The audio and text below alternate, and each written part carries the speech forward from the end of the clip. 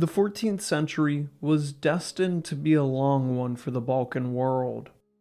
With the stagnation of the Byzantine Empire and rise of the Ottomans in Anatolia, there was a massive power vacuum left to fill in that peninsula. No one dared step forward to challenge that fragile status quo, until someone mighty and large enough did. This is the world where Stefan Euros IV Dusan would be born into. A world that he would make his own and carve a new powerful empire from that of the aged Byzantines. No one at the time of his birth would have known it, but he would one day become a national hero to Serbia and usher in a golden age of conquest and culture. Stefan Euros IV Nemanjic was born somewhere in the Kingdom of Serbia, likely at the royal residence in Niš. He was the sixth generation of the ruling Nemanjic dynasty, who saw Serbia transition from a fledgling principality and into a proper kingdom. Strangely enough, all of the members of the Nemanjic dynasty would take the name of their founder, Stefan. To distinguish all these different Stefans, these monarchs were given unique middle names and many nicknames. And that is how we will refer to these kings from here on out. Stefan Euros IV will now be called Dusan, a nickname which means the mighty. Dusan was a son of the Eastern and Western Balkans. His father was Euros III Decani, who at this point was the second heir of Serbia, only behind his brother Constantine. From the east, Dusan's mother and second wife of Decani was Princess Theodora, the daughter of Tsar Smilets of Bulgaria. Dusan had one younger full brother named Dušman, but unfortunately he would pass away in his childhood, sometime around 1318. By the time of Dušan's birth, his grandfather, King Milutin, had ruled Serbia for some 26 years. His own brother, King Dragutin, abdicated the Serbian throne after a horse-riding accident that left him partially paralyzed. While Dragutin would give up the Serbian crown willingly, he would not give away all his power just yet. He created his own kingdom, carved from Serbia's north, called Sirmia, which he governed from the modern-day capital of Belgrade. Sirmia was supposed to serve as a buffer state between Hungary and Serbia, but as the years went on, Dragutin's health recovered, and Sirmia was regarded as an independent realm. After the threat posed by the Mongolian Nogai horde was put to rest in the Balkans, the brothers' feuds suddenly turned bloody. Sirmia and Serbia sporadically went to war with each other, each trying to reunify Serbia for one of their sons or grandsons to rule in full. As Dragutin and Milutin were embroiled in conflict, another threat emerged much closer to home. Dušan's father, Prince Decani, was angering his own father, Milutin. It's unknown what exactly happened, but there was obviously a fallout between the two, as Decani was arrested and sent to Constantinople to be blinded in 1314. This would ensure he would never rule Serbia over his younger half-brother. Decani would not be going to the city at the center of the world alone, however. Instead, he would be accompanied by his family, including a 6-year-old Dusan. While this exile was likely one of the worst moments in Decani's life, it would prove to be one of the best things for a young Dusan. While the threat of blinding was very real, when the two future kings of Serbia got to the royal palace, they were warmly welcomed by Emperor Andronikos II Palaiologos. Some accounts even state that Decani would publicly wear eye bandages, showing that he had in fact been blinded, when he most certainly had not been, at least fully. For 6 of his most important formative years, Dusan grew up in the opulence that was the Byzantine court. He received a far better education here than he would have in Serbia, learning the Greek language and their culture, seeing firsthand the economic and governmental struggles of the once mighty empire. But more than anywhere else, Dusan could be found in the library, fucking nerd, reading imperial military manuals and learning as much as he could about wartime strategy. Those study sessions surely paid off. As Dusan grew from child to teen, he never actually stopped growing, exceeding his father's height before he was even an adult. It is recorded that Dusan was a giant for his time and the present, coming in at just over 7 feet tall. His impressive stature was complemented by immense strength, likely giving Dusan his nickname of the Mighty in his early life. If his size alone did not name his sake, then his later actions certainly would. It goes without saying that Dusan appeared to be the most natural of leaders. His time spent in Constantinople would leave an indelible mark on him. Perhaps ideas of a new world order started to overtake him here, a world order where Serbia was destined to become the Third Rome. While he probably would have preferred to just stay, Dusan's time in Constantinople would be cut short. By 1320, King Milutin was old and nearing the end of his life. With the inheritance uncertain past his younger son Constantine, who was believed to be infertile, Decani and Dusan made the journey back home after 6 years spent exiled. It is here where Decani lifted the bandages from his eyes and declared that he had been healed by the works of a godly miracle. The pair entered a much different Serbia than they had left. Uncle Dragutin of Sirmia had died and his son was arrested, with his lands falling back under the domain of Serbia proper. In an effort to secure friendship between his sons, Milutin gave them governorship over conjoining provinces in modern-day Montenegro. It wouldn't be another year before the 40-year reign of King Milutin came to its end. The younger son, Constantine, would be crowned king, but he was actually never the official heir. There was no document or decree from Milutin to prove it, thus opening the door for Decani to seize the throne for himself.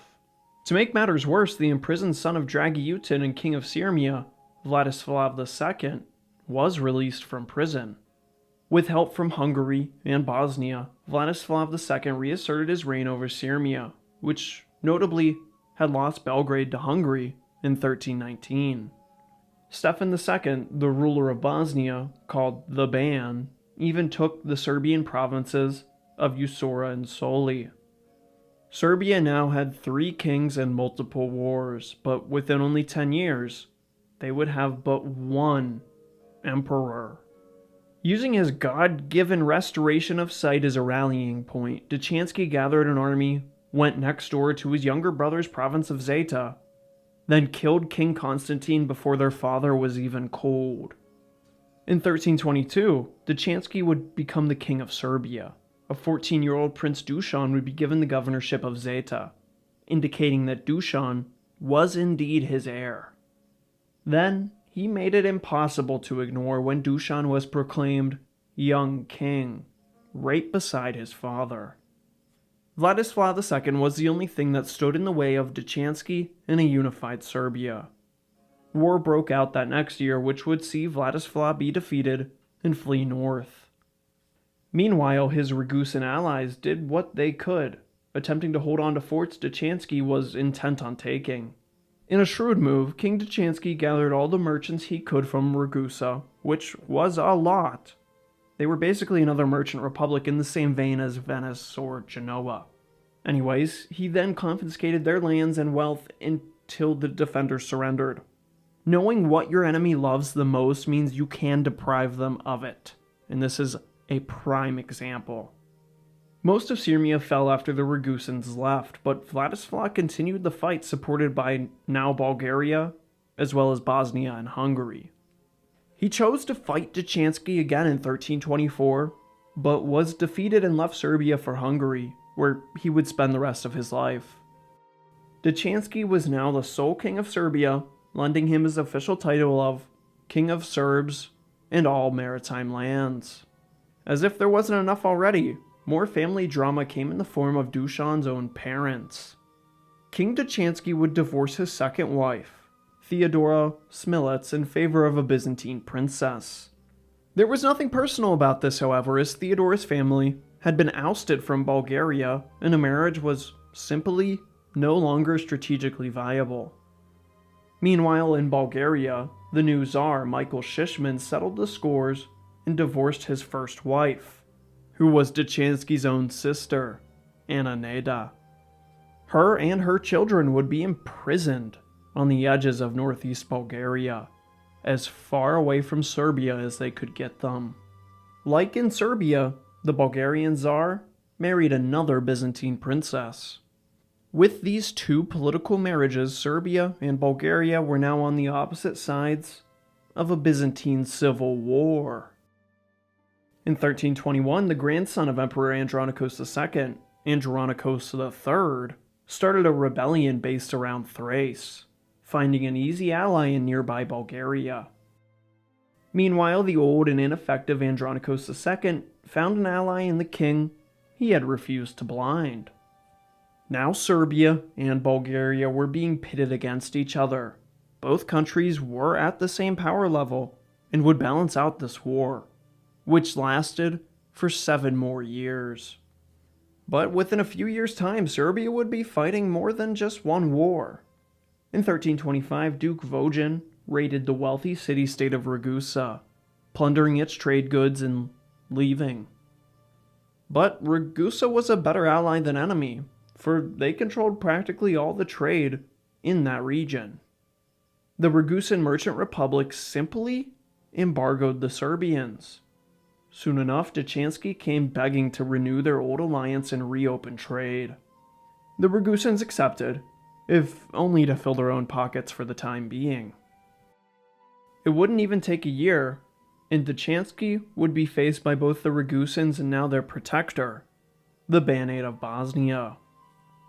5 years ago, with the death of King Milutin, Ban Stefan II of Bosnia claimed 2 Serbian regions under his own banner, and now he was after more Serbian land. Ban Stefan did not declare war on Serbia as a whole, but only the Brnojevic family that ruled from Hume. This family, since their rise under King Milutin, had attacked Croatia, Bosnia, and Ragusa, all in separate events. So when Stefan invaded, King Decani just let his highly autonomous nobles to the mercy of Bosnia. The Hume region would be annexed into Bosnia, while the Brnojevic family would continue their rise to power under a new government. With no ceasefire called in 1329, Ban Stefan tried again. This time, King Decani would not stand idly by and let them take more land. Here, a 21-year-old young King Dusan would get his first taste of combat. And this 7-foot warrior frame did not disappoint. When the Bosnians and Serbian armies met, and Dusan was finally given to combat, he led bravely, and it showed. The Serbians overwhelmed the Bosnians from the start. In the heat of the battle, Ban Stefan had his horse shot out from under him. In a few moments he would be dead. But a few moments later, one of his vassal lords gave up his own horse to save the Ban. From this second steed, the Ban began his retreat, leaving the horseless lord for death. He managed to escape, although defeated. This second campaign, although halted in its tracks by the young Dusan, was still a setback for Serbia, who lost another albeit small portion of the Hume to Bosnia. But not every Serbian in that now ceded region was prepared to give up the fight for the Adriatic just yet. In the coastal city of Popovo, Lord Peter raised his banner to oppose the Banate. Ban Stefan crushed his army and took Peter prisoner. In a most extreme display, the Bosnian ruler had Lord Peter tied to a horse. Then, with a slap of its ass, the horse ran itself straight off a fucking cliff. Yeah, I didn't see that coming either. Somehow, Peter survived the fall, living with his crushed organs for a full hour before finally succumbing. While in its infancy, Bosnia was still not to be messed with, something Dusan learned early on in his life and would surely never forget again. The long Byzantine civil war had ended. Serbia supported the wrong old emperor, who died of natural causes. And they had mostly avoided the conflict, but in 1330, it came in full force. The usurper emperor Andronikos III, Bulgarian Tsar Michael III Shishman, and his Wallachian allies started a joint invasion of Serbia. Byzantium struck first, going for Serbia's most southern provinces, some fortresses that had been previously gifted by Andronikos II. But just as they began, they stopped. Byzantium only allied nations to play them against one another. The case is no different here. Instead of combining his army, or at least attempting to, with that of Bulgaria, he left them alone to confront the Serbian army. But there were some very interesting characters floating around the Balkans at this point. King Decani hired the Catalan Company, a group of warriors called Almovigars all the way from Spain who had previously ravaged Byzantium after the death of their leader, Roger de Flor, who I made a video about that you should watch, it's linked right here. Just about any chance to fight the Eastern Romans, the Catalans took smiling. 1,000 more German mercenaries were hired on top of the 1,000 Catalans, swelling Serbian numbers to 1,700 while the Bulgarians and Wallachians were at a similar 1,500. Tsar Michael invaded first, not getting far before encountering the forces of King Decani. Monarch on monarch, their armies matched in number. Putting on a good face, Decani asked to negotiate instead of fight. Little did they know he was simply stalling. Dusan was given the task of picking up the mercenaries, the elite soldiers that would tip the scales of this battle. Decani managed to stall for 4 whole days before Dusan arrived, and together they ambushed the Bulgarians, betraying them and capturing the Tsar himself. But this former ally was wounded, and attempts were apparently made to save his life. But he did end up dying within a day. He was buried with full honors in the nearby monastery by Decani. But they might have just killed him, because after 2 days of chasing the retreating Bulgarians, the Serbians basically started owning, in extension, Bulgaria. Michael's successor, his young son Ivan, was to become the next Bulgarian Tsar. His regent would of course be Dusan's aunt Ananida. With the ties changed, only Byzantium remained, but Decani simply retook his forts they occupied at the onset of the conflict, plus a few more at the Bulgarian border. But when Decani was given the opportunity to potentially control the whole of the Balkans, he just threw it right out the door. He halted the Byzantine conquest, and the Bulgarians overthrew his nephew, who he now made peace with their new government, thereby throwing out the chance for Dusan to one day unite Serbia and Bulgaria through his blood. At this point, Dusan and much of the Serbian nobility grew angry with Decani's fragile pieces. They wanted lasting solutions to the conflicts that plagued them, not parcels of land being chipped away, and not battles on homeland turf. Dusan started his reign as king by usurping a usurper, his own probably, maybe, partially blinded father. After arguments turned into feuds, Dusan started assembling an army in his princely hold of Zeta. Decani learned of this and immediately sent his own army to inspect the situation. But by the time they got there, Dusan had already dipped and managed to make it deep into Serbia's interior. From here, the young king found disaffected nobles to support him in the countryside. Some nobles in particular start appearing in our story. Namely, and probably most importantly, Jovan Talavir, a man of likely Greek origin who would be Dusan's right-hand man. Then there was Dusan's half-brother through his father, that even supported him, Sinisa, Dusan's brother-in-law, Dijan, Branko, soon to be founder of one of Serbia's most powerful lordships, and another man of similar attributes to the previous, being Vojin of Gaka, who had raided Ragusa a few years ago. And then there was the young general, Preljub, whose valor was simply unmatched. It's safe to say this little grudge had turned into an all-out civil war. For 3 months Serbia was in chaos, but eventually Dusan gathered enough strength to march on his own father. Decani was worried about his larger-than-life son, seeing as how quickly this could flip him off his throne. He wrote to him that he wished to have a private meeting. Dusan pondered this, but seeing that Decani was now begging, the ball was firmly in Dusan's court, and he was gonna fucking dunk on him. He besieged his father, who managed to slip away, leaving their family behind and heading off for a faraway mountain stronghold. Unwilling to let down the chase, Dusan quickly besieged this fort too, which quickly surrendered.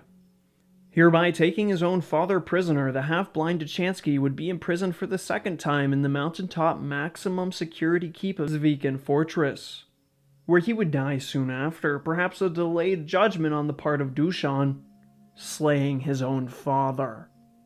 With that, there was no way anyone could deny it now. Dusan was the new king. His exact title was King of Serbs in the Maritime Lands. As he reunited the country, he planned to give his co-conspirators exactly what they wanted. Stability in this Balkan world through outright conquest of that most threatening Byzantine Empire. Dusan therefore continued what his father should have. But he didn't get far into Byzantine Macedonia before he was forced to deal with more pressing issues at his previously princely province of Zeta. Seeing as this was where Dusan governed before his rather dramatic rise to kingship, those nobles in that region expected some sort of endowment for their lack of a better term, babysitting, of young Dusan. But Dusan now had his clear favorites in the court. Zeta in the far west was just an afterthought now. Dusan whittled the rebels out within a year and appointed his own noblemen. Now, with internal stability restored, Serbia needed its greatest frenemy back on its side.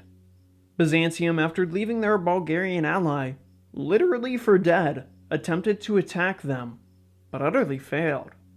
Now, the new Tsar in Bulgaria, after ousting Dusan's own cousin, chose alliance with the Serbians. Never again would those Byzantines pit the two bulwarks of the southern Balkans against one another. To cement the alliance, Dusan married the sister of the Bulgarian Tsar, Helen. After slaying the previous Tsar of Bulgaria with mercenary soldiers from Western Europe, Dusan saw their potential, and perhaps trying to emulate the Eastern Romans he hated to love so much, he wanted his own brand of the Varangian Guard. Long gone were the Vikings. Now, to perfectly complement Serbian hussars, German knights would serve the Serbian monarch as his elite Alemannic guard. They were led by a wanderlust nobleman from faraway Styria, who had arrived in Serbia at exactly the right time. After getting bored of winning tournaments, Duke Palman went off for Crusade, only to meet Dusan the Mighty. Now he had found a worthy master. Palman was Dusan's special ops man, who himself had a cleft lip facial deformity, but this only served to strengthen his resolve. The loyal German would come to serve Serbia for his whole life, even surpassing the reign of Dusan. But after hiring 300 German knights, paying for a wedding and suppressing a revolution, the royal coffers had run dry. But a very rare opportunity presented itself in the most unexpected place. Band Stefan II of Bosnia entered negotiations relating to the War of the Hume. Instead of fighting over that highly contested and claimed area, Serbia and Bosnia agreed to just lease the whole peninsula to the Republic of Ragusa. 1,000 coins split two ways. 500 a ruler, plus all the trade revenues Ragusa would no doubt bring to the region. The Ragusans were playing the part of Little Venice very well. Settling as the middleman is what these little Adriatic trading port civilizations do best. With the new elite fighting force and peace gained where there was once enemies, Dusan's main goal of conquering the old Byzantine heartland of Greece and Thrace came running like hell straight up to him. The Byzantine general governor of Macedonia, a man named Originz, was just discovered plotting to overthrow Emperor Andronikos III and, in desperation, fled to just the right court. Dusan received the general with vigor. He completely ratted out the empire's garrisons, army locations, and whole logistical system. Seeing that he would be the perfect traitor to collaborate with, Dusan, after receiving his own promises, gave him an army and pressed for his bid to become emperor. Originz made utter mincemeat of his old province, taking most of it before being lured out into the open and assassinated by an opposing general. But now there was the huge and pretty awkward problem that Serbian armies had freely occupied and fortified all that Originz traitor had taken. But just as soon as this war was about to enter an all-out phase, both called it off. Dusan got the far better end of the deal, having lost very little and gained what was the modern-day country of Northern Macedonia plus some, including the city of Skopje that Dusan would turn into his capital and playground of ideas. While Dusan benefited heavily, he likely did not want to end this war here, but was again forced to, this time with an invasion from the north. There's just some scores that can never be settled. For the case of Dusan the Mighty and Ban Stefan the Bosnian, this would be a lifelong struggle. The Ban, in conjunction with the King of Hungary, who was French? Of all places, King Charles from the Capetian House of Anjou had fought and clawed his way to kingship in a land he did not quite yet understand. Having made a surprise attack on Dusan, the Hungarians and Bosnians had taken and raided a huge portion of Serbia before Dusan could meet them halfway. King Charles did not even give fight, but retreated upon seeing the size of his foe's army, and his supply line being as stretched as it was.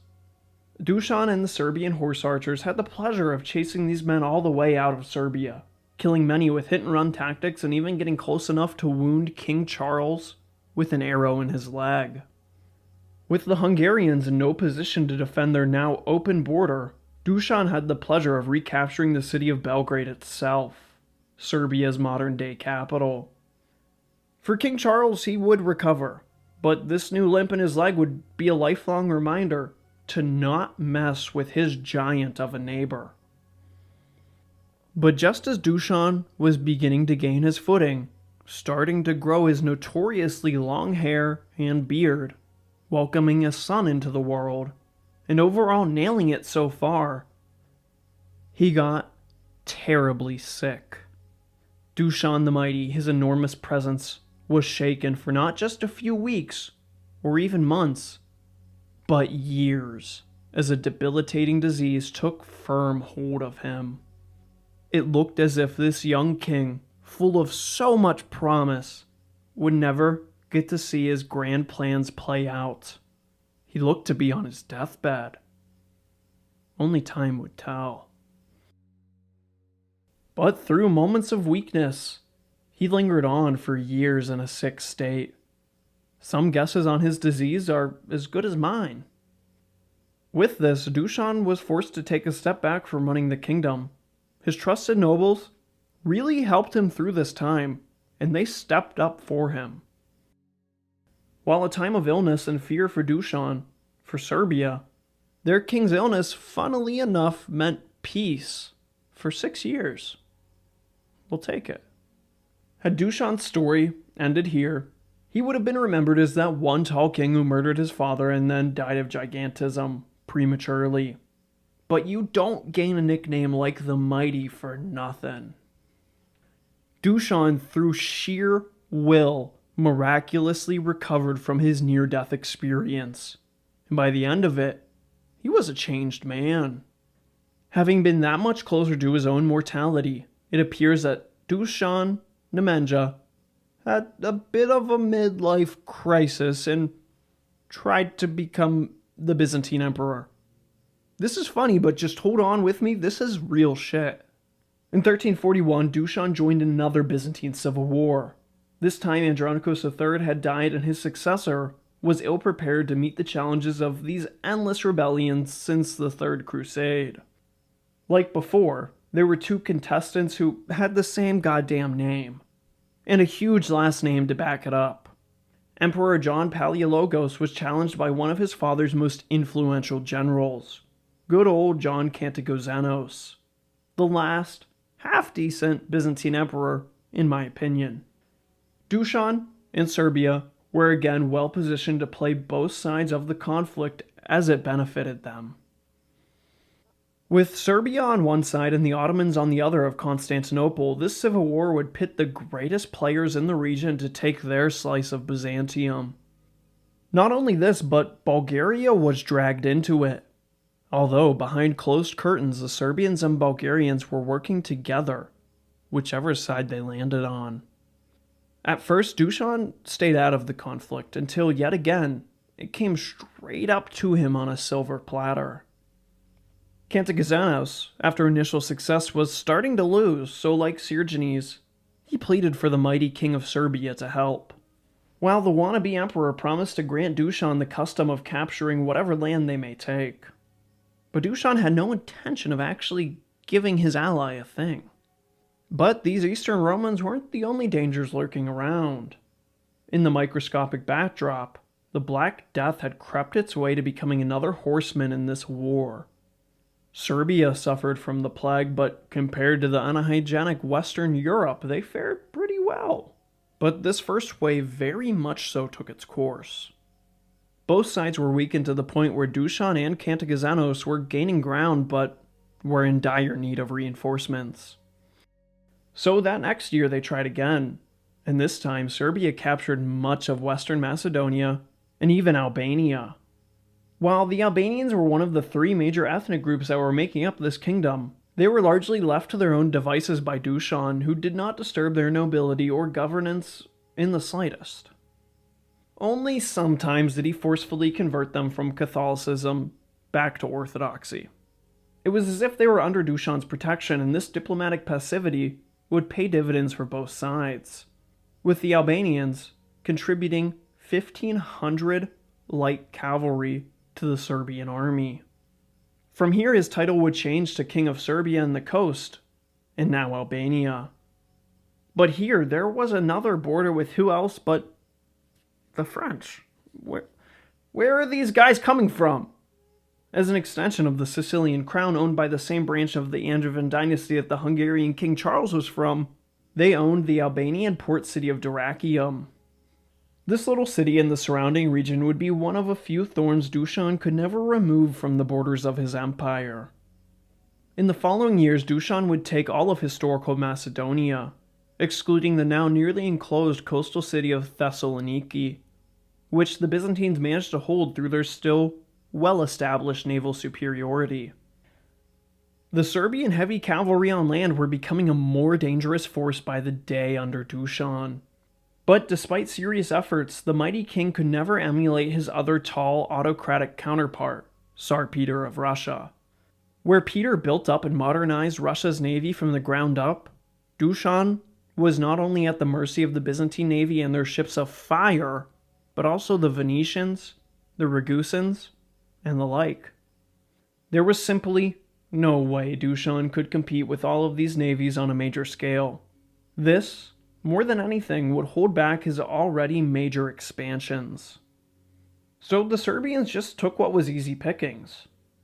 The Serbians marched down the coast of western Greece, securing Epirus and reaching as far as the coastal bottlenecks would take them, managing to secure the northern part of the Greek peninsula by the end of the decade, giving most of these lands to his half-brother.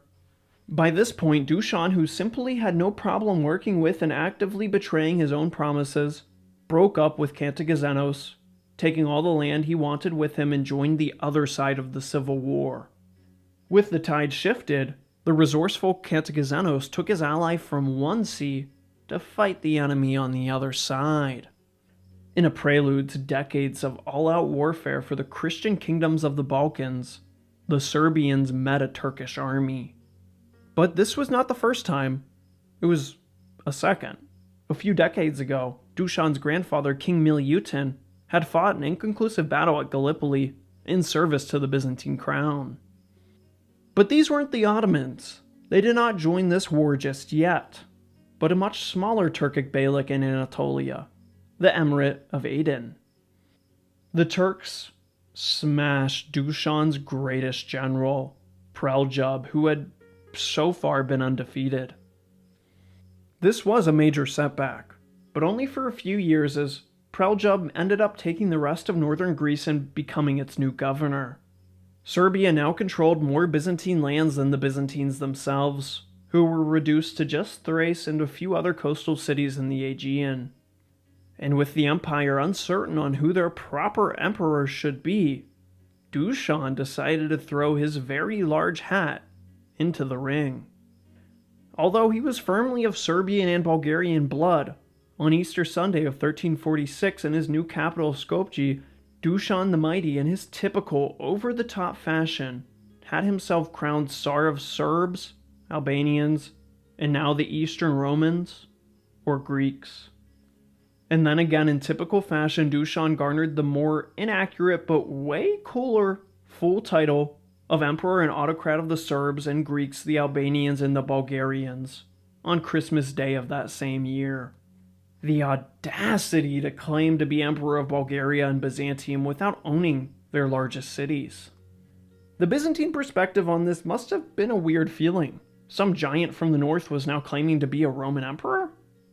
A new Tsardom was born, a new multi-ethnic empire in the Balkans, and to Dusan and many others, a new Rome was born in a Serbian incarnation. And a third Rome, perhaps in competition with Bulgaria and Russia. Only a century ago, Bulgaria had made a very similar play, taking most of Byzantium and proclaiming themselves Tsars of Rome. The Bulgarians and Serbians were playing the same exact game on opposite sides of the Balkans. But to become your own Rome, you must pass the self-given religious power vibe check first. For this, Dusan, in his own right, raised the Serbian archbishopric, which was a part of the Byzantine Church, and made it completely independent and on equal footing. This earned himself an excommunication from Constantinople, but that really didn't matter now. No one listened to the old Rome. They would make their new headquarters on the auspicious Mount Athos. As I said before, Dusan was actively trying and succeeding in becoming the new Eastern Roman Emperor. By now, it had obsessed him to the point where the hostage boy from Constantinople started replacing Serbian titles in his government and instead used Greek and Roman titles like Caesar and Despot. With the church in his grasp and the state power on a Roman high, Emperor Dusan continued playing the powers in the Byzantine Civil War, and when that ended, he continued to conquer as much of Greece as he could.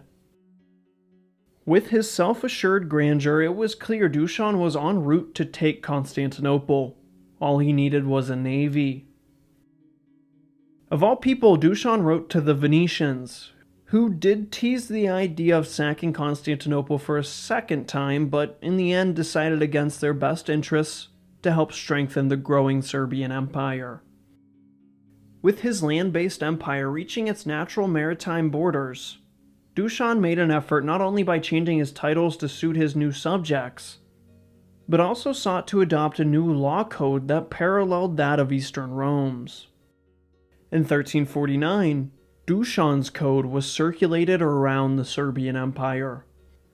Over 201 separate articles governing all things from noble privileges, sexual equality, criminal punishments, church laws, and a framework of farming laws, and all things in between. One thing Dusan made abundantly clear in this code was the separation between the gentry and the peasant class. The code reads, "Commoners shall have no counsel.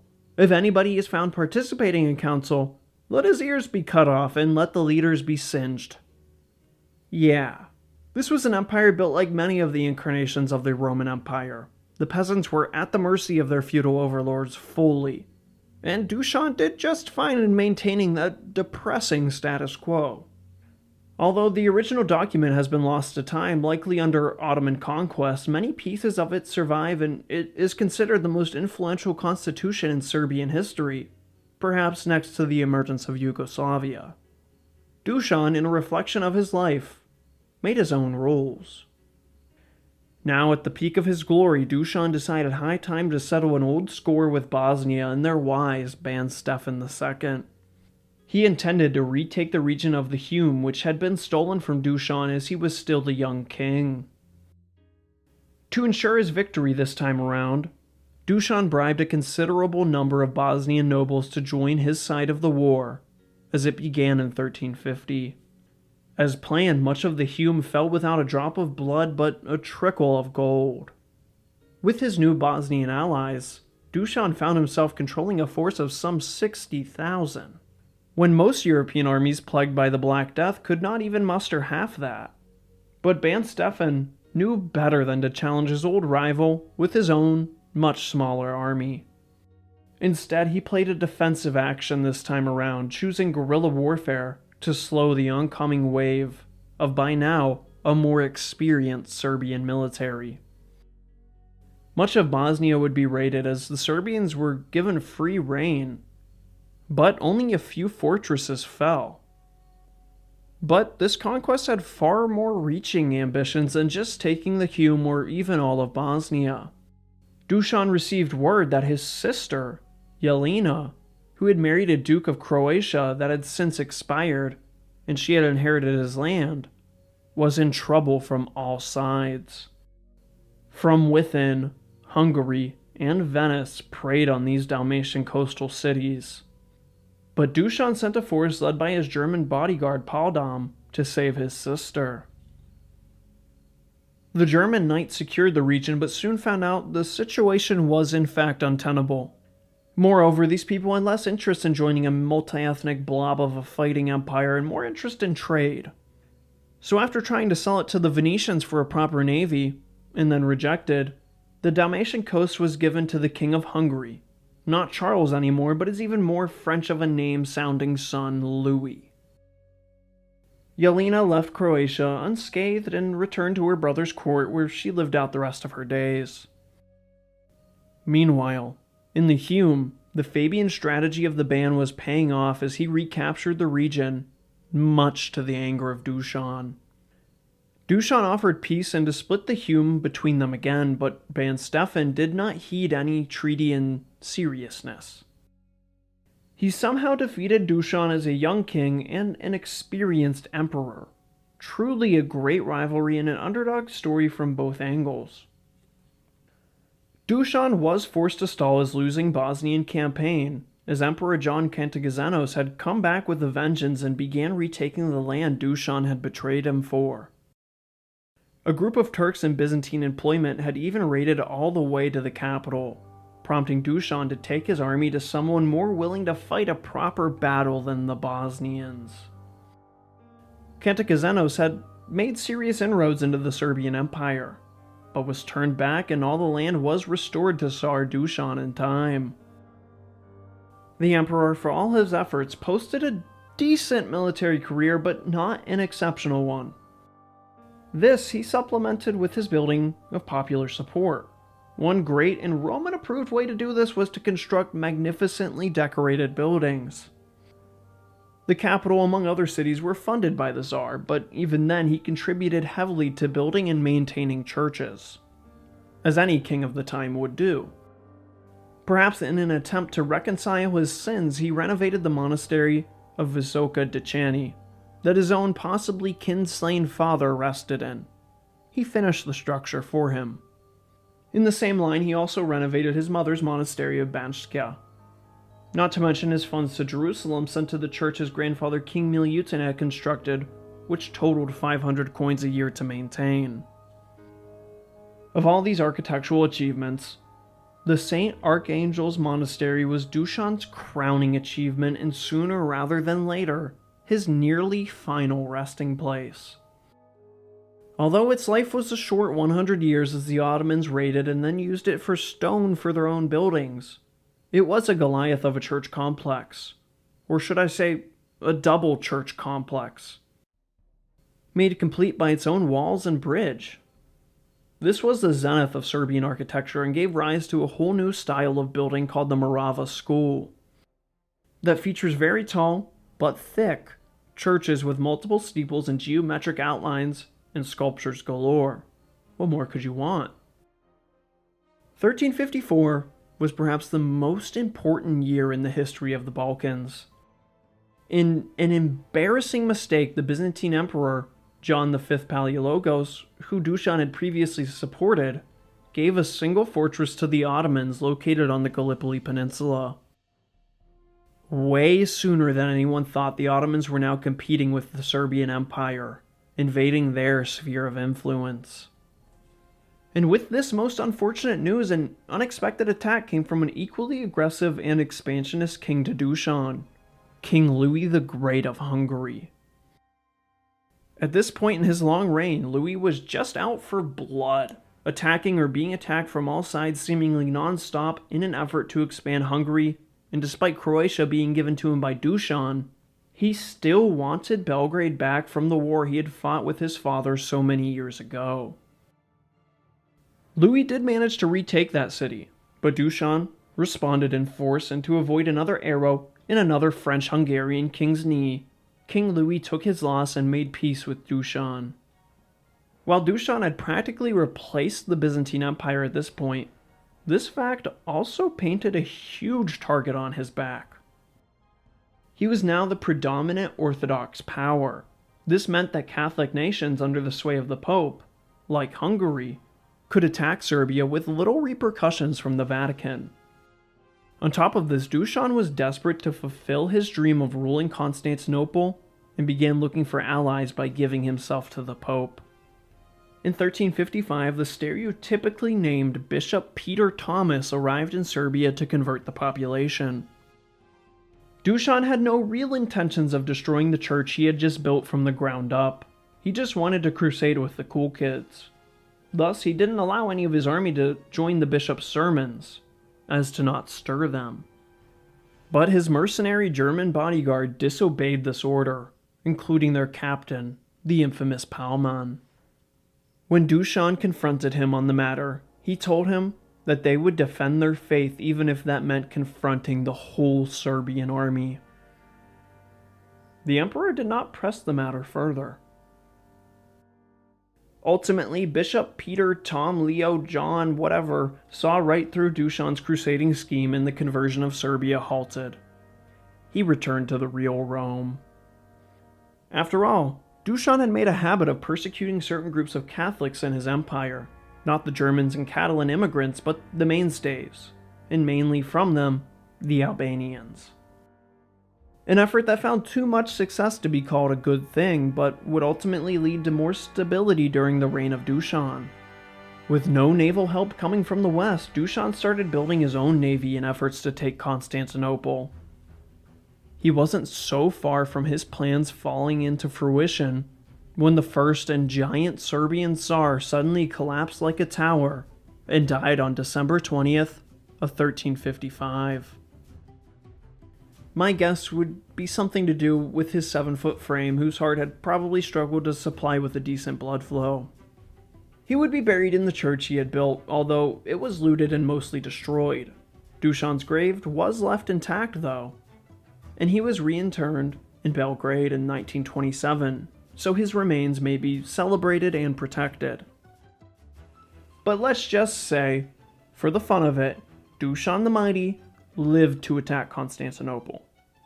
First of all, it's a big if, a huge if to conquer the city, but let's just say he does.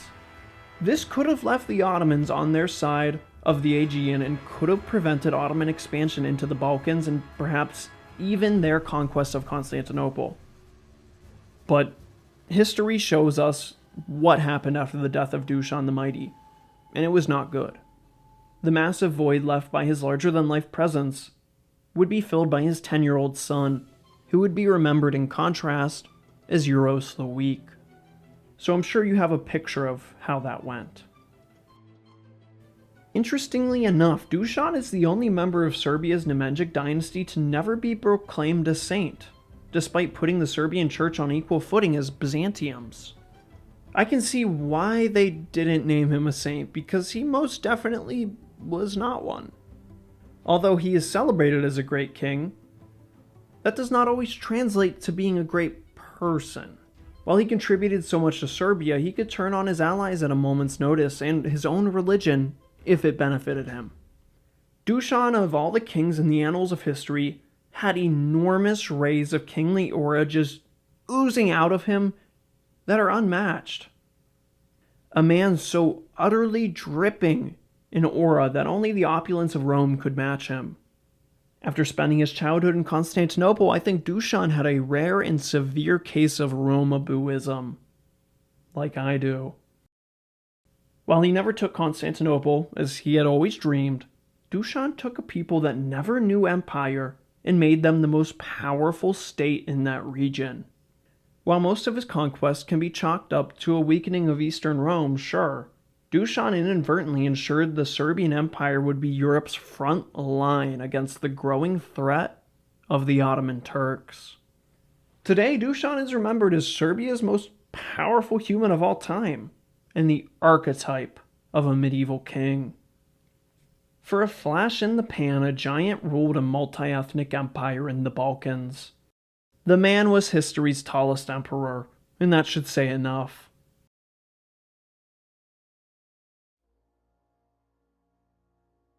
Empire, Tsardom, a new Rome, call it what you will, but after only a short decade, Serbia grew to become the preeminent power in the Balkan Peninsula.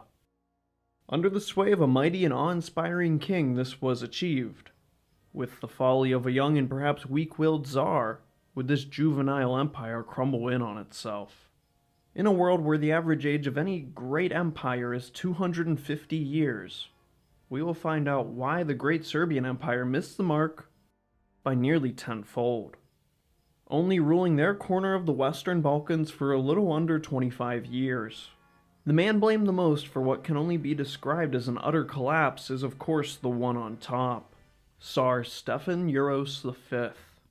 Although he will live in infamy with the nickname of the Weak, his story is far from a one-sided affair, and the fall of the Serbian Empire cannot rest heavy on his shoulders alone. Without further ado, let's find out just how Serbia destroyed their own empire. Stefan Uros V of the Nemanjic dynasty was born in 1336. His father was the tallest recorded person of his time, the 7-foot Dusan the Mighty. Surely little Uros would never live in his shadow, right?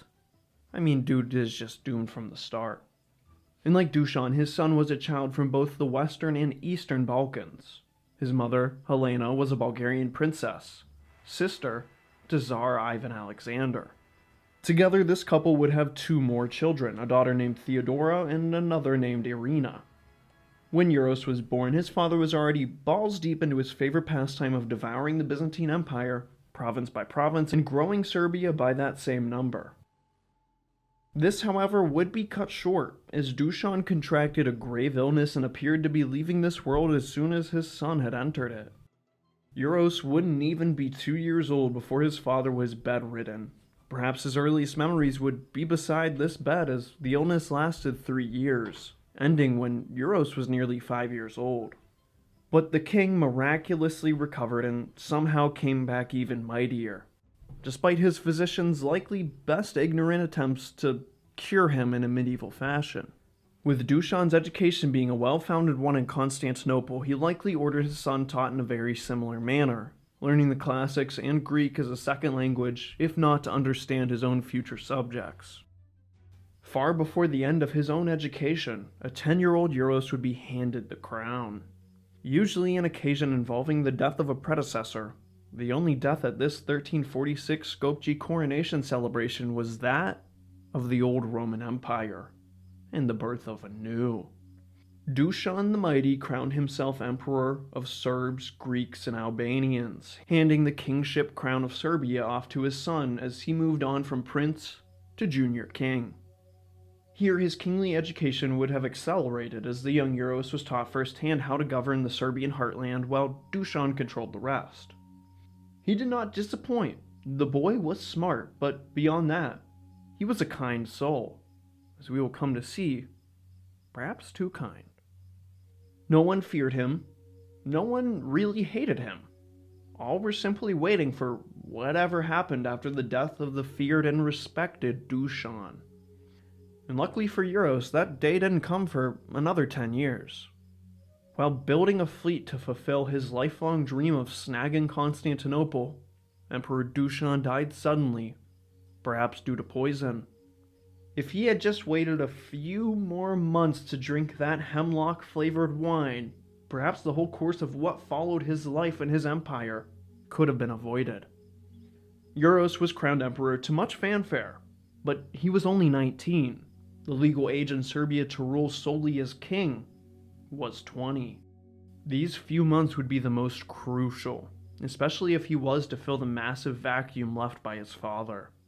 His regent would be chosen as his mother, Helena. She had stayed pretty quiet as empress consort while her husband was alive, but after his death she takes on a much more prominent role. Euros was not the only one to inherit from the mighty emperor. His wife was given a sizable parcel of land in the southeastern portion of the empire, including the Bear Claw Formation of the Chaldaic Peninsula, which in just geographical terms has always just fascinated me. It is just a claw. Anyways, it's home to the seat of the Serbian Orthodox Church, Highlander Monastery, stationed on Mount Athos. A story tells how in 1347, as Dusan was attempting to escape the Black Plague, he took his court and family to Mount Athos, including Helena. As women are not permitted to step foot on these holy grounds, she was carried everywhere she went, either by Dusan in private or by a royal escort. For this, Helena would tend to the monks of Athos, giving them all the resources they needed in repayment for her using their refuge. All she had to do as regent was hold this massive and newly formed empire highly dependent and held together by the aura of one man, a job that would prove to be, as you guess, impossible. On the other hand, Euros had a year to perfect his autocratic skills. No pressure. All he had to do was command as much respect as his 7-foot-tall father. Some people are just not cut out for the job that their time and place demands. But Dusan wasn't the only important figure in the Serbian Empire to die in 1355. There was also the unfortunate and untimely death of the young and promising General Preljub, the governor of Thessaly. He was in the midst of fighting a roaming band of Albanian horsemen who were raiding his lands, when he was rather anticlimactically killed by them. Then Dusan's most trusted advisor, governor, and overall right-hand man, Jovan Talavir, Grand Voivode of Macedonia, also passed away. And then, to top it all off, the German knight who served as the captain of Dusan's elite Alemannic bodyguard, Pawman of Styria, took his well-deserved retirement, now pledging his life not to protect Euros, but his younger sister, Theodora. Pawman would live a long life after this. He had quite the story, I must say. And just like that, perhaps the three most important people at the core of the empire were now absent. With them went a much larger base of loyalty to Euros. And then, from across the sea, a man who had been plotting revenge for some 20 years saw a perfect opportunity. Nikephoros Orsini was the Byzantine governor Dusan and Preljub personally had kicked out of Epirus. Now, without orders from his emperor, on ships purchased from his own wealth, he was here to reclaim Greece for himself. But he was not at this alone. He had cut a deal with his brother-in-law, a local Serbian lord and the man who threatened Euros' position more than any other. His own uncle and Dusan's half-brother, Simeon Euros, known widely by the much more evil-sounding name of Sinissa. Simeon and Euros, not to be confused with Simeon Euros, Simeon and Euros were the last two living male members of Serbia's Nemanjic dynasty.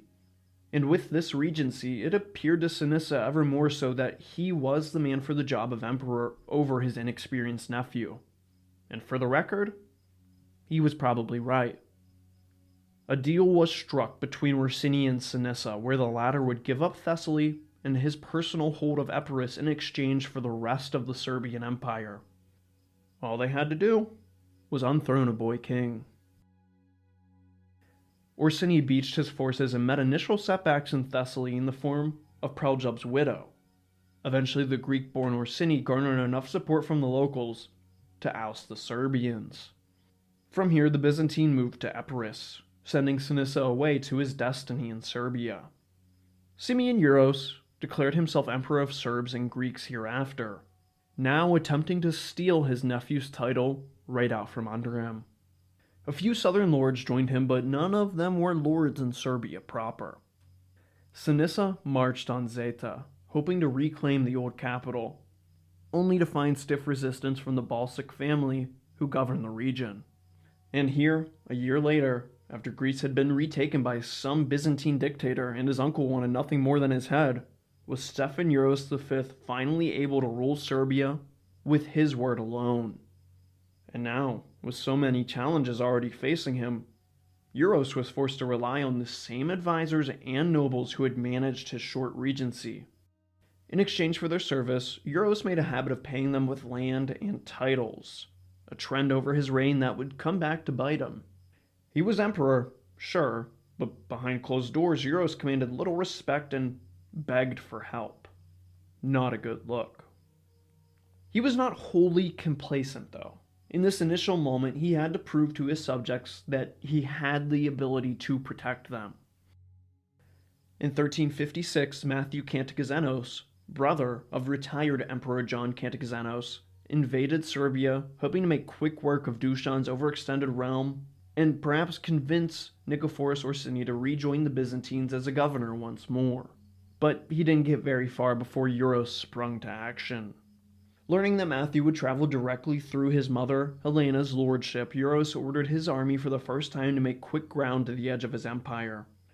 Notably, the emperor himself, unlike his father, appears to have never led an army, preferring to delegate to his many much more experienced nobles. Perhaps another reason here in the nickname of the Weak. Duke Vojina of Drama successfully defeated Kantakizenos and the 5,000 Turkish mercenaries he had brought across the sea with him. The Serbians even managed to capture the co-emperor, only returning him after a huge ransom was paid in full. With this, John V Palaiologos was finally allowed to rule his own empire without those Kantakizenos infiltrators, thereby exiling that family to a governing role in Moria. And finally, John ruled independently for a year, and then he died. Poor guy, he was just a Kantakizenos Serbian Turkish punching bag. Speaking of punching bags, King Louis of Hungary, when we last saw him, was just on an utter conquering spree, knocking out every opponent he faced with the exception of Emperor Dusan himself. With him gone, a new and enormously rich front to expand southward presented itself. So of course, this war-hungry Angevin took it. You see what I did there? Laugh, motherfucker. Louis the Great swept through the Dalmatian coast, taking Venetian trade ports, securing his Bosnian vassal, and eventually even coming to Serbia's doorstep, vassalizing the merchant republic of Ragusa.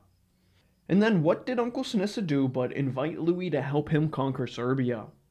But still, it would be a Serbian to poke Louis first, and not even Euros, but his northernmost vassal and new second most powerful man in the kingdom, Duke Vojislav. When Louis forced the Ragusans to become his vassal, he unknowingly violated a former treaty between Ragusa and Serbia. The tribute of stone leased the region of stone to the Ragusans, but Louis understood it now as his alone. Duke Vojislav made war and, just like his father before him, raided Ragusa, not for a few days, but eventually whole years, and until the stone was successfully restored to him. As would become a trend, Euros had no part in this decision, an early sign that even his most powerful nobles thought themselves at least partially autonomous. After the first attacks, Louis marched to meet this man, Duke the King. The armies fought, but Louis could never fully defeat the nobleman, thereby failing to meet with his conspirator pretender Emperor Sinisa, being only a few miles apart at one point as he was still trying to gain a foothold in nearby Zeta. Louis was determined to make the Serbians pay after this and brought a bigger army that next year. Here he was met with guerrilla tactics from Vojislav, and the main Serbian army that surely would have met him under Dusan never materialized under Euros as he remained in the palace. Eventually, this inaction forced Louis to return to Hungary, deciding the Dalmatian coast was just enough for him, and diving any further into Serbia would definitely lead to more problems than it was worth.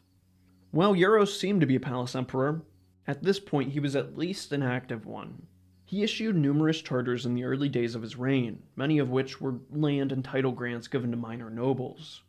Something Dusan likely levied to stifle the power of his grand nobles, but something that would ultimately lead to his downfall. But yeah, for now, Euros let down his long hair and forked beard from the tower, and it was used as a class advancement rope to climb straight to his throne. Meanwhile, in the south, Greece was a shit show. The Albanians were just running amok. They had been stirring for independence for some time, under two noble families, two separate states split from both the Serbian Empire and Nicephorus Orsini. Andrea II Musica, I think I'm saying that right, in the south easily retained his family title and in a smooth transition slipped from the empire without notice in all the chaos. He simply closed the gates to Orsini and Euros. The more notable of these Albanian statelets, at least for our story, was forged in nothing else but blood and battle. Led by a much newer noble house, Karl Topia would be given the title of Prince of Albania. And as always, it's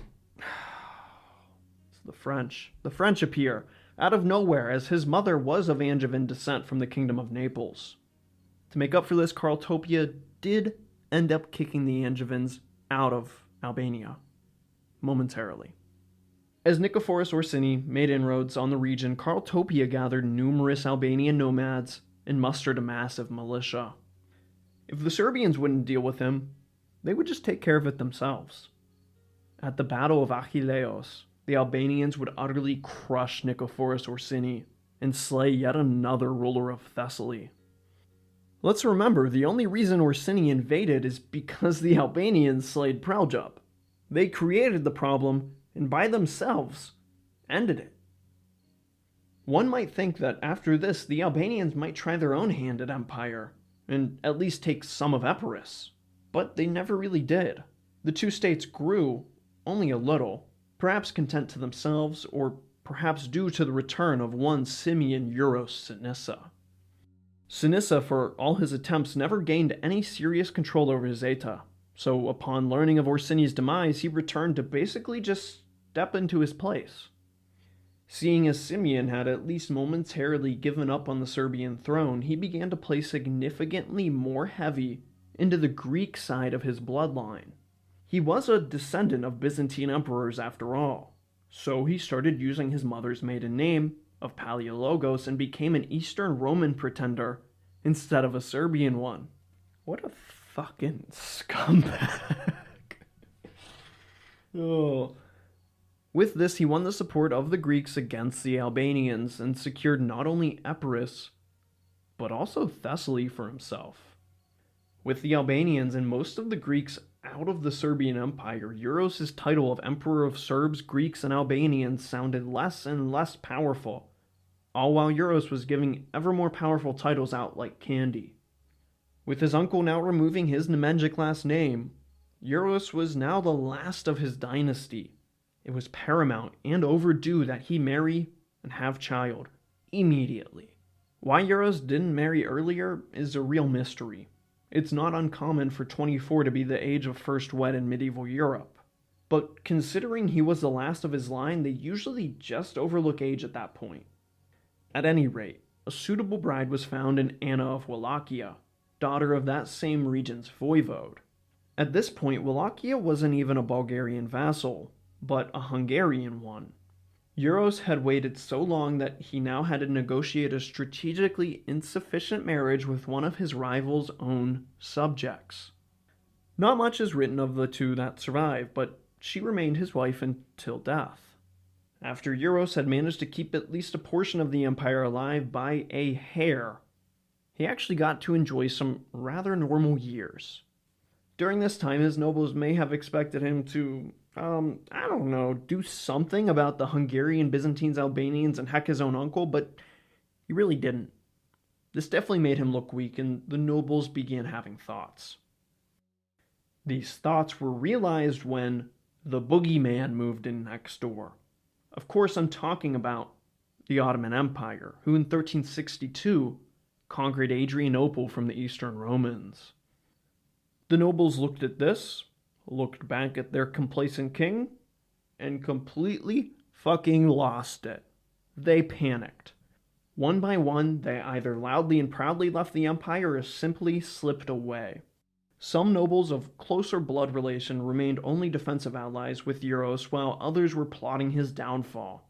But by the end of it, the Tsar of Serbia had nearly no crown lands to speak of.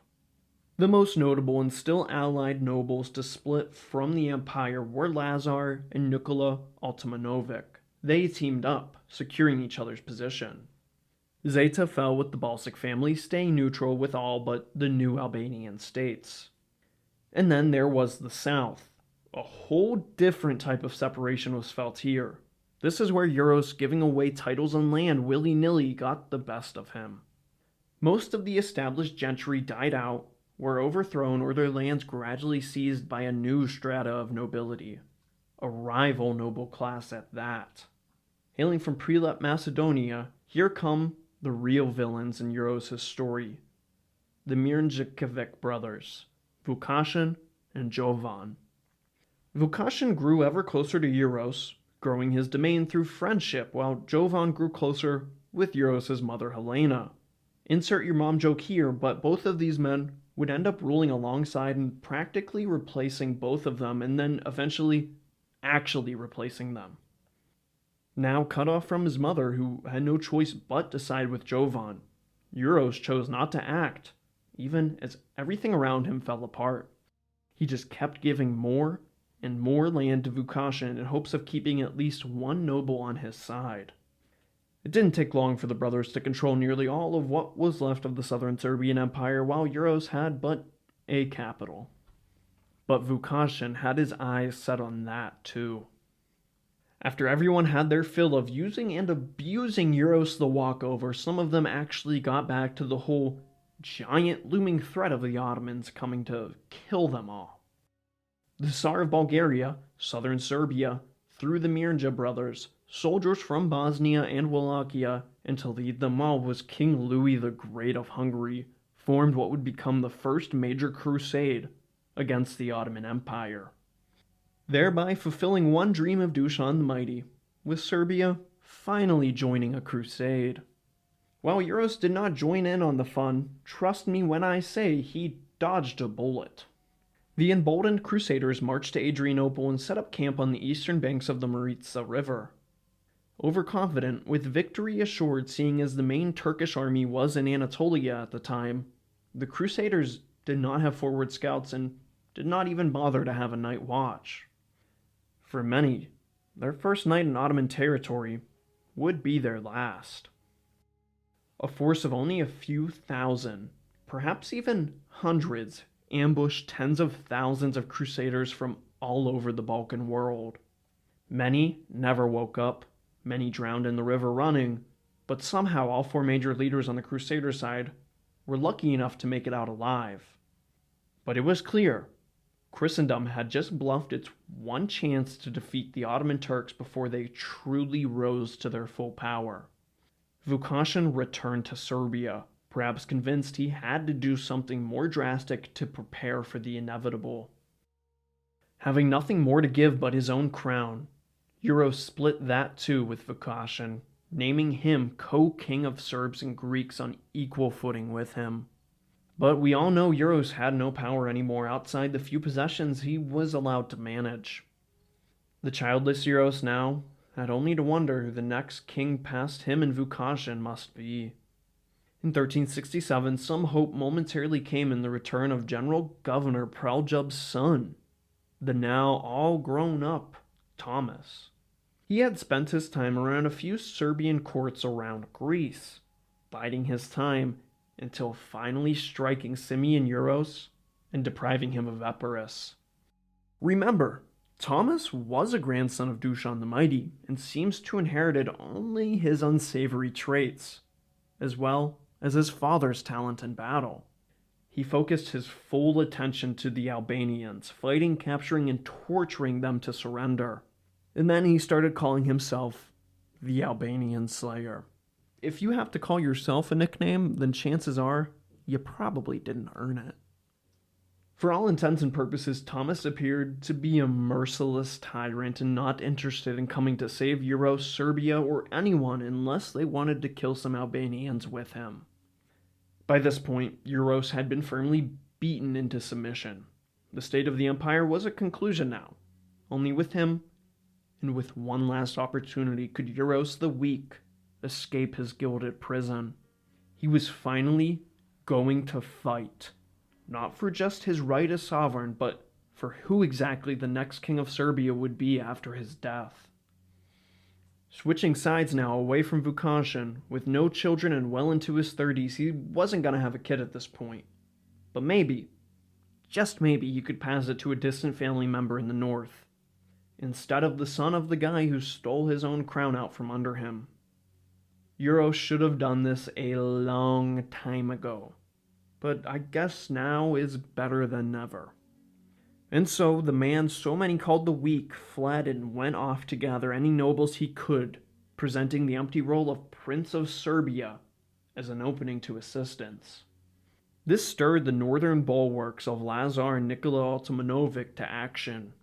As the brothers Mirja gathered their soldiery, they found the largest army anyone could field in Serbia by a long shot. Euros had few men loyal to him at this point, so he relied heavily on Lazar, whose northern hussars were always stiff to fold. For Ottomanovic, he could only bring half his force. The others were holding off a war with Bosnia in the north. Euros was not leading this combined army, but he was the centerpiece of it. Lazar was likely the one who led. This old and new nobility could not coexist. North versus South, Nemanjic dynasty, or something completely new. This battle was the most important moment in the life of Euros. His ancestors were watching closely, I'm sure.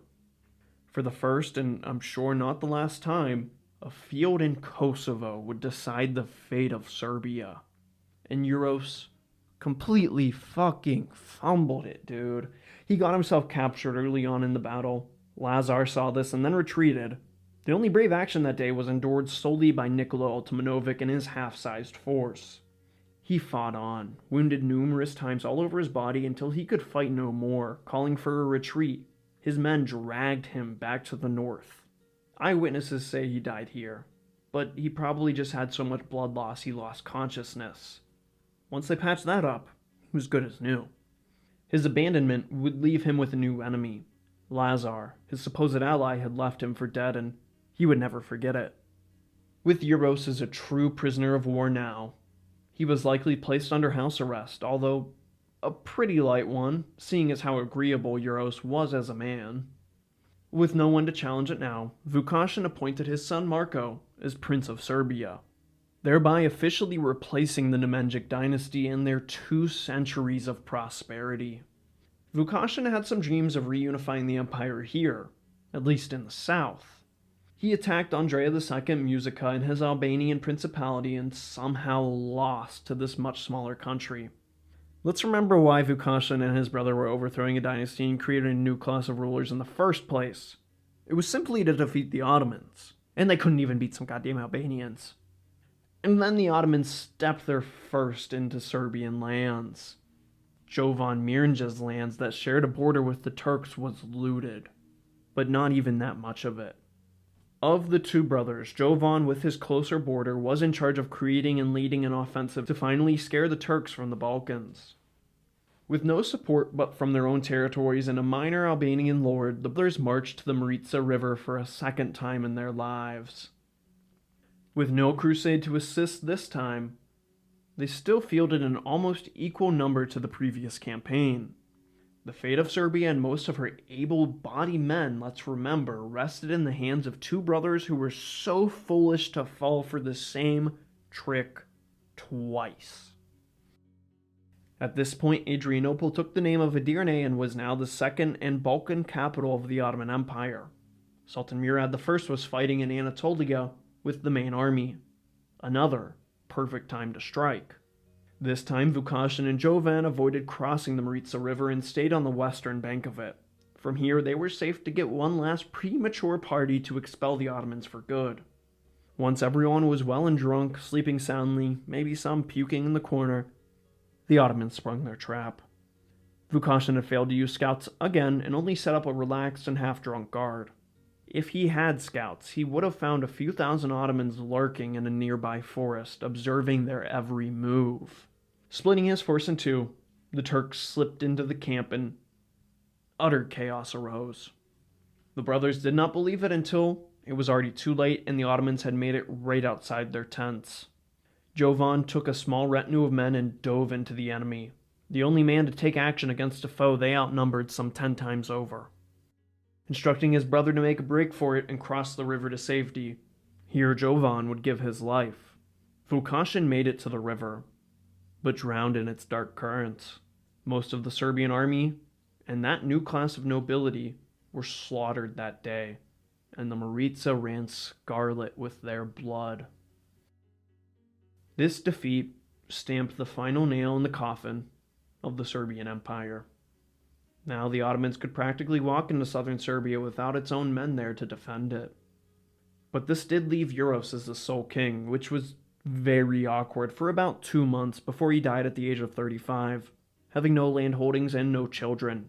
He inherited a new Rome and, with inaction, watched it all turn to shambles. My guess is that Vukašin's son Marko had him poisoned to ensure his own rise to the throne.